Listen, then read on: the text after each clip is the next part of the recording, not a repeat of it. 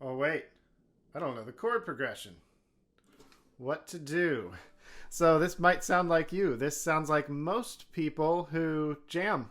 And a lot of people that play in bands even, is you learn the melody, you learn to play it well, and there's a problem. You either haven't or didn't learn the chord progression. And most of the time, the reason people haven't or didn't learn the chord progression is that they don't know how. I think most everybody would like to be good at chord progressions, and most do tend to find it a little bit boring, which we'll talk about possibly in another video, because all your favorite players find rhythm to be anything but boring. But we'll save that for another time, and let's talk about how to memorize your chord progressions so you don't get in a jam, play your lead, and then find yourself just sitting around with nothing to do. So it's a very simple method, and here's how you do it. Step 1, make sure to subscribe to this channel and click that like button for the YouTube algorithm. It's a great, free, and easy way to help out the channel.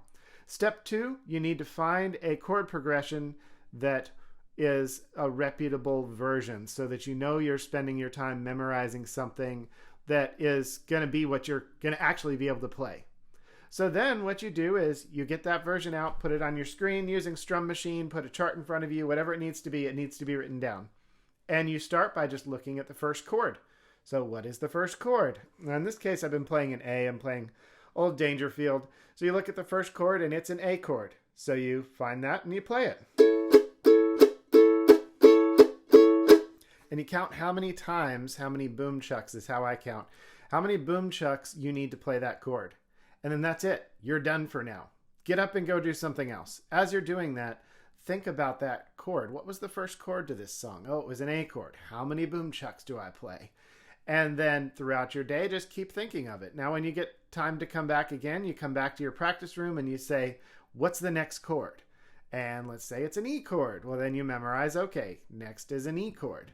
I've got A for X amount of boom chucks, and then I go to an E chord. And you go throughout your day thinking about that as well.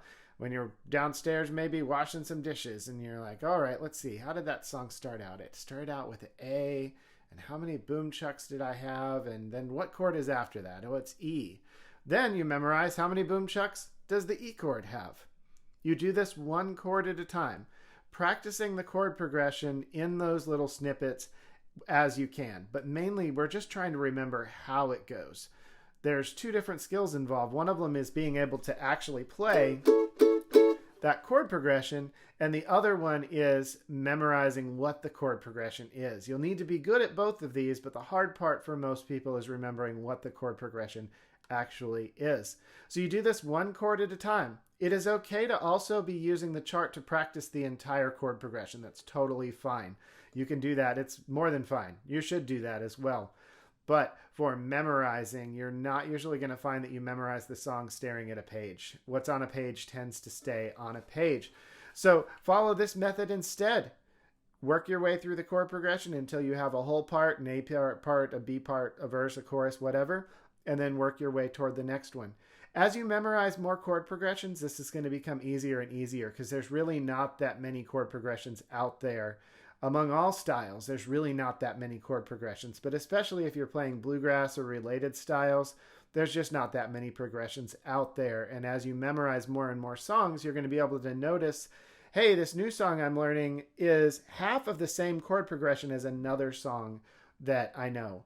And that gets you halfway there already. And let's say the second half is the same as some other song you know. Well, now all you have to remember is the A parts like this song and the B parts like that song, and bam, you know the chord progression. So it has a real compounding effect. So try it. Let me know how it goes. And if you have questions, feel free to drop them in the comments, request topics if you want.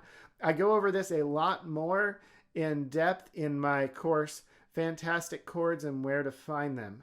So you can go there and learn more about it and see the lecture on that subject, as well as learn a whole bunch of different chords and rhythm patterns. So check that out as well. And if you're watching on Facebook, make sure to follow this page, click that like button, and I'll see you all in the next video. Bye.